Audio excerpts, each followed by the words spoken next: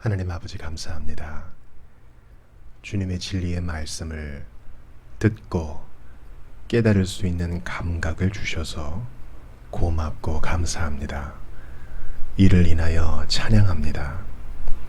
생명 주신 주님 까닭에 하나님을 아는 일이 즐겁고 예수님에 관하여 배우는 것이 기쁘며 성경을 익히고 순종하는 것이 저희의 큰 즐거움이옵나이다. 하나님을 향유하게 하셨습니다. 오늘도 그 자리에 불러주셨사오니 지친 영혼 위로하옵소서. 고단한 영혼이 하나님의 말씀 안에서 쉼을 얻게 하소서. 진리의 성령님 가르치시고 깨닫게 하시며 악에서 멀어질 담력을 주소서. 죄를 끊어낼 용기를 주옵소서. 하나님, 진리의 말씀 마음에 잘 새기게 하시고 묵상케 하시어 험한 세상 살아가는 모든 성도들이 힘을 얻고 더 얻게 하옵소서. 성령께서 아직 감겨져 있는 자의 눈은 여시고 이미 뜬 자는 더욱 밝히 보게 해 주실 것을 믿습니다. 모든 것 맡깁니다. 십자가에 달리사 죽으시고 부활하사 지금도 우리와 함께 하시는 우리 구주 예수님 이름으로 기도드리옵나이다. 아멘. 오늘은 웨스트민스터 대요리 문답 17문과 18문을 공부하겠습니다. 먼저 17문의 내용을 보시죠.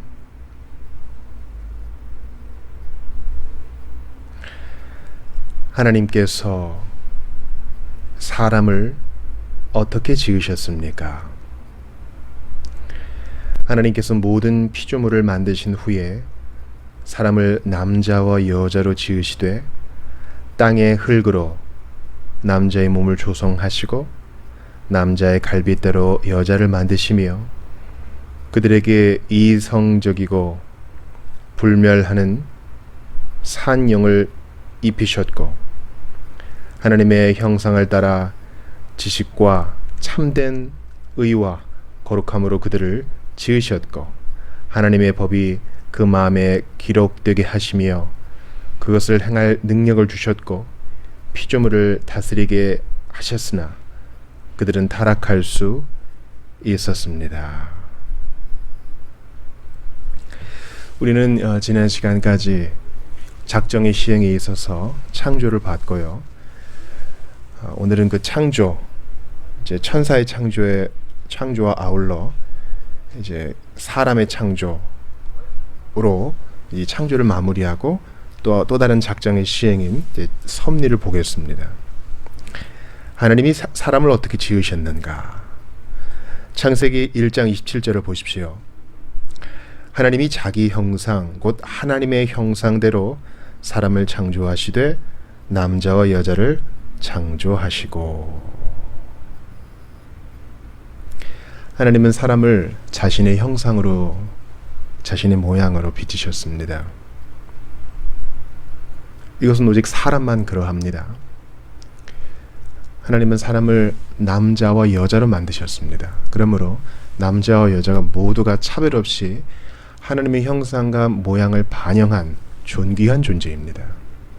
그리고 남자와 여자의 중간지대는 없습니다. 주님은 이 두 성, 남자와 여자를 만드신 것, 즉 모든 사람은 남자 아니면 여자인 것을 우리는 마음에 새겨야 할 것입니다. 그 외에 다른 견해를 취하는 것은 하나님의 창조의 질서를 거스른다 하겠습니다. 창세기 2장 7절도 보시죠. 여호와 하나님이 땅의 흙으로 사람을 지으시고 생기를 그 코에 불어 넣으시니 사람이 생명이 되니라. 일단 사람의 근본 재료는 흙입니다. 주님이 땅의 짐승도 새도 흙으로 만드셨어요. 그러니까 사람과 그들은 재료에 있어서는 차이가 없죠. 그러나 다른 것이 있다면 바로 생기를 오직 사람에게만 불어넣으셨다는 것입니다. 하나님의 호흡, 하나님의 형상과 모양대로 만들어짐, 하나님의 성품을 반영함, 하나님과 교제할 수 있음, 이것은 오직 사람에게만 주어진 특권입니다. 그래서 사람만 구원의 대상이고 사람만 죄를 지을 수 있어요. 창세기 2장 22절을 보시죠. 여호와 하나님이 아담에게서 취하신 그 갈빗대로 여자를 만드시고 그를 아담에게로 이끌어 오시니. 이것은 하나님의 사람 만드신 순서입니다. 처음에는 아담을 지으시고 그 이후에 아담의 갈빗뼈를 토대로 여자를 만드셨습니다. 그렇다고 해서 어느 하나가 더 낫다거나 어느 한 성이 더 열등하다거나 그런 것은 아닙니다. 이것은 하나님의 창조의 순서, 일하시는 방식일 뿐입니다.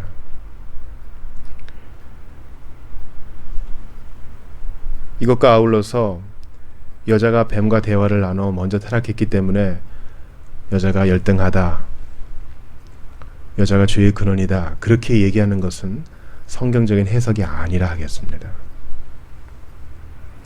매튜 헨리는 이것을 참 그럴듯하게 비유적으로 해석하죠.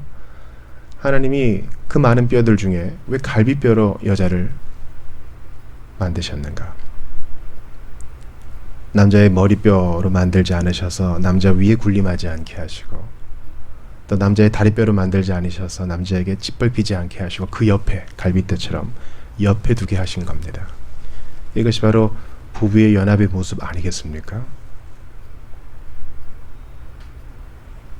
즉 서로를 곁에 두고 서로를 도우며 서로가 서로에게 돕는 배필이 되어주는 것. 그래서 남녀의 연합이 바로 온전한 한 사람으로 나아가는 것입니다.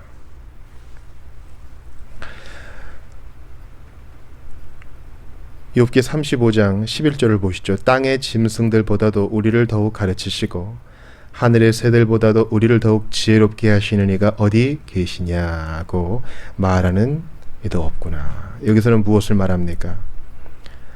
하나님은 땅의 짐승들보다, 하늘의 새들보다 사람을 더 지혜롭게 하셨고 사람을 더욱 가르치신다.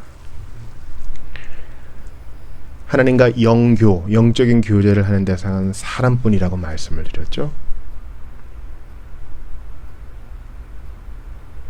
주님은 모든 피조물을 다스릴 권한을 사람에게 주셨습니다.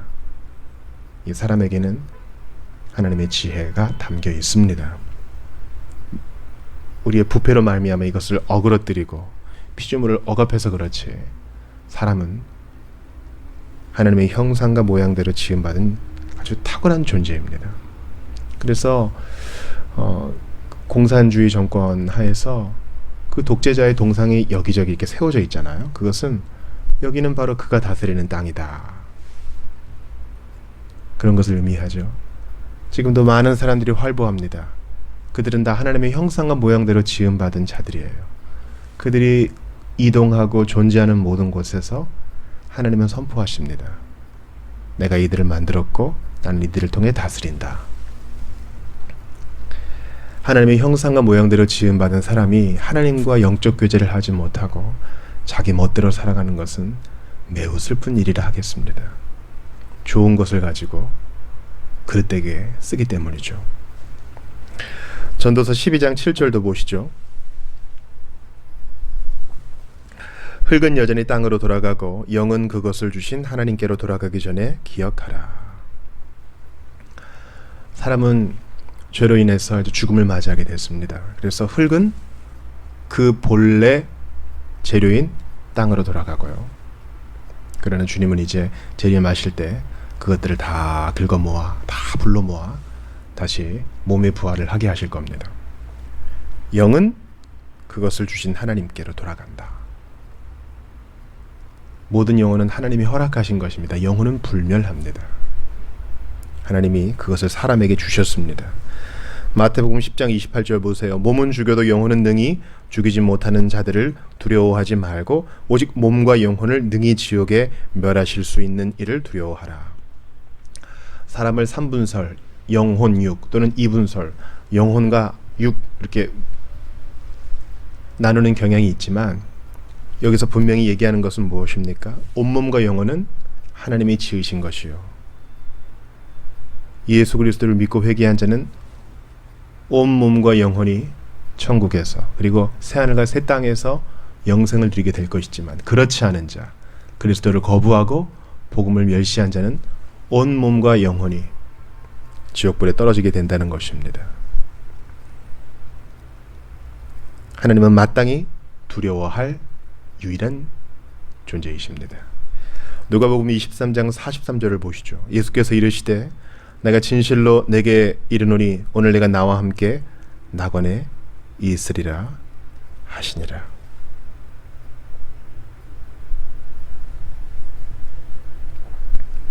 이 낙원은 신학적으로 말하면 영혼이 머무는 곳입니다. 영혼. 그래서 새 하늘과 새 땅이 내려올 때 예수님이 재림하시어 새로운 신천 신지를 세우실 때 이제 몸의 부활이 있을 때 부활의 몸으로 우리가 그곳에서 거하게 되는 것이죠. 골로새서 3장 10절을 보세요. 새 사람을 입었으니 이는 자기를 창조하신 이의 형상을 따라 지식에까지 새롭게 하심을 입은 자니라. 지식에까지 새롭게 하심을 입은 자다. 본래 하나님은 사람에게 지식, 우리를 인격으로 만드셨기 때문에 우린 지식, 또 정서, 의지, 지정의가 있죠. 예수 그리스도를 믿으면 우리는 새로운 창조, 새 사람을 입게 되고 온전한 지식, 새로운 지식을 얻게 됩니다. 바로 예수 그리스도를 아는 지식이죠. 에베소서 4장 24절을 보세요. 하나님을 따라 의와 진리의 거룩함으로 지으심을 받은 새 사람을 입으라. 새 사람을 입는다는 것은 거듭난다는 거죠. 중생 회심을 말하죠. 회개하고 예수 그리스도를 믿으면 의와 진리의 거룩함, 타락으로 인하여 잃어버리고 상실했던 이것들을 새롭게 창조함 받는다는 것입니다. 그래서 거듭나는 것은 새 창조 이것입니다. 누구든지 그리스도 예수 안에 있으면 새로운 피조물이라. 이전 것은 지나갔으니 보라 새 것이 되었도다. 로마서 2장 14, 15절을 보세요. 율법 없는 이방인이 본성으로 율법의 일을 행할 때에는 이 사람은 율법이 없어도 자기가 자기에게 율법이 되나니 이런 이들은 그 양심이 증거가 되어 그 생각들이 서로 혹은 고발하며 혹은 변명하여 그 마음에 새긴 율법의 행위를 나타내느니라. 하나님은 사람의 마음속에 하나님의 율법을 기록해 두셨습니다. 사람에게만. 그 율법은 무엇입니까? 무엇이 하나님의 뜻인지 알려주시는 거예요. 이스라엘 사람이 아닌 사람은 어떡합니까? 양심이 율법이 된다 그랬어요. 양심은 사람에게만 있습니다. 그러므로 누구도 핑계댈 수 없어요. 모든 사람에게 양심이 있고 그 양심에 하나님의 율법이 기록되어 있고 이것은 신자에게도 두려움을 줍니다. 예수 믿는다 하면서 양심에 화인 맞은 자처럼 죄에 대한 감각 없이 의에 대한 감각 없이 사는 자들은 부끄러워해야 돼요. 언제까지 그렇게 살겠습니까? 전도서 7장 29절을 보세요. 내가 깨달은 것은 오직 이것이라. 곧 하나님은 사람을 정직하게 지으셨으나 사람이 많은 꾀들을 낸 것이니라. 본래부터 타락할 씨앗을 하나님이 넣어준 게 아닙니다. 그것은 외부로부터의 유혹이었습니다. 하나님은 사람을 지으시고 좋았다 하셨습니다. 처음에 그는 온전했습니다. 행위 언약을 온전히 지켜 영생을 얻을 수 있었습니다. 사람을 선하고 정직하게 지으셨습니다. 창세기 1장 28절을 보세요. 하나님이 그들에게 복을 주시며 하나님이 그들에게 이르시되 생육하고 번성하여 땅에 충만하라. 땅을 정복하라. 바다의 물고기와 하늘의 새와 땅에 움직이는 모든 생물을 다스리라 하시니라. 정복하고 다스리는 것은 하나님이 사람에게 부여하신 명령, 바로 문화 명령이었습니다. 정복하고 다스리라 라는 것은 짓밟는 의미가 아닙니다. 우리 각자의 영역에서 탁월함을 드러내고 선함을 드러내고 공정함을 드러내며 하나님의 대리 통치자로서 맡겨주신 피조물을 잘 관리하는 것입니다. 이러한 명령은, 이러한 특권은 사람만 가진 것입니다. 창세기 3장 6절을 보세요. 여자가 그 나무를 본즉 먹음직도 하고 보암직도 하고 지혜롭게 할 만큼 탐스럽기도 한 나무인지라 여자가 그 열매를 따먹고 자기와 함께 있는 남편에게도 주매 그도 먹은지라. 데요리 문답은 뭐라고 얘기합니까? 그들은 타락할 수 있었습니다.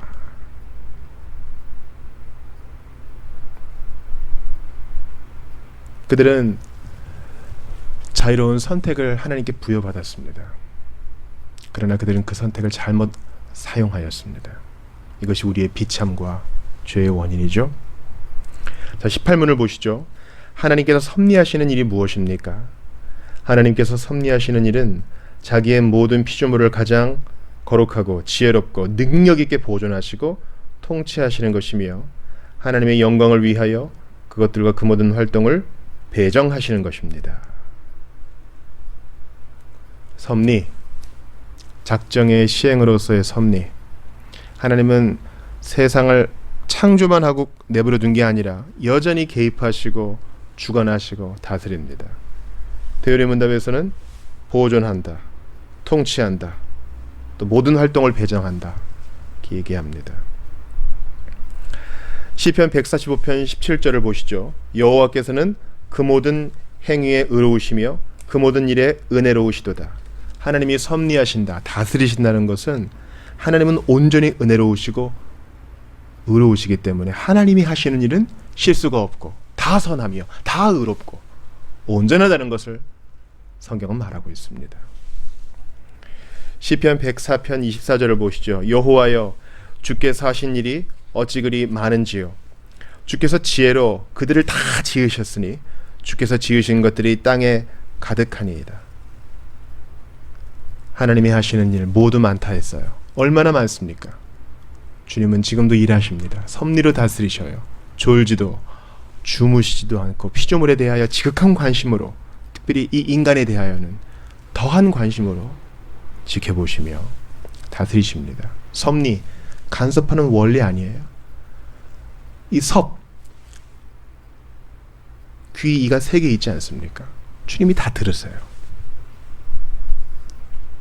주님은 지금도 일하십니다. 나를 위해. 이사야 28장 29절 보세요. 이도 만군의 여호와께로부터 난 것이라 그의 경영은 기묘하며 지혜는 광대하니라. 하나님의 섭리는 기묘합니다. 누가 감히 헤아릴 수 있겠어요? 누가 감히 예측하겠어요? 또 현재의 일만 보고 어떻게 판단하겠어요? 하나님은 과거와 현재와 미래를 한 번에 펼쳐보시는, 시간을 초월하신 시간의 창조자이십니다. 그러므로 하나님의 섭리는 광대하고 지극히 지혜로우며 기묘하다는 것을 기억하며 잠시 잠깐 당하는 환난 때문에 하나님의 섭리를 멸시하지 마세요. 그것은 그분을 멸시함입니다.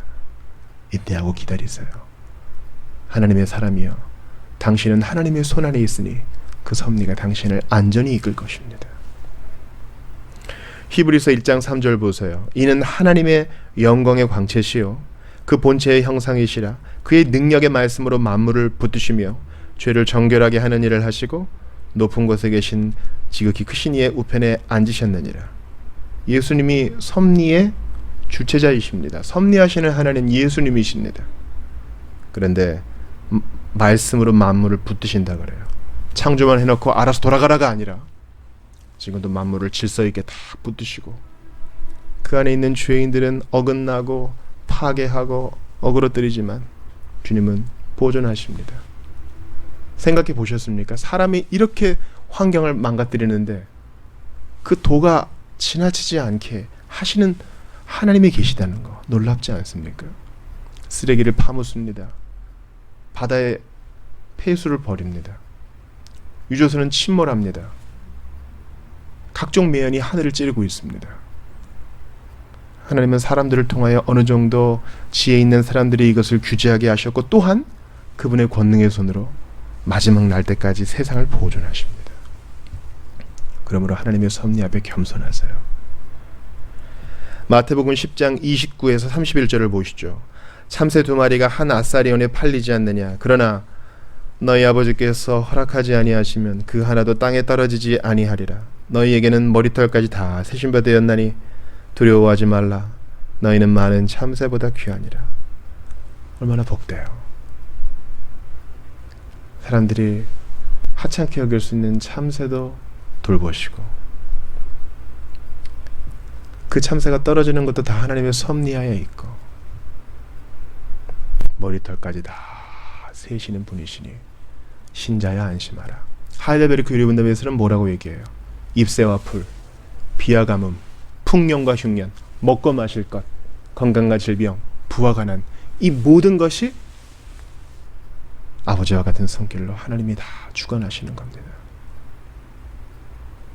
그러므로 우리의 삶에 우연이 없음을 믿으며 믿음으로 나아갈 것밖에 없는 거예요. 잠시 고난처럼 느껴지지만 하나님의 섭리는 지혜롭고 선하고 오묘하며 완전하다. 너희는 참새보다 귀하다.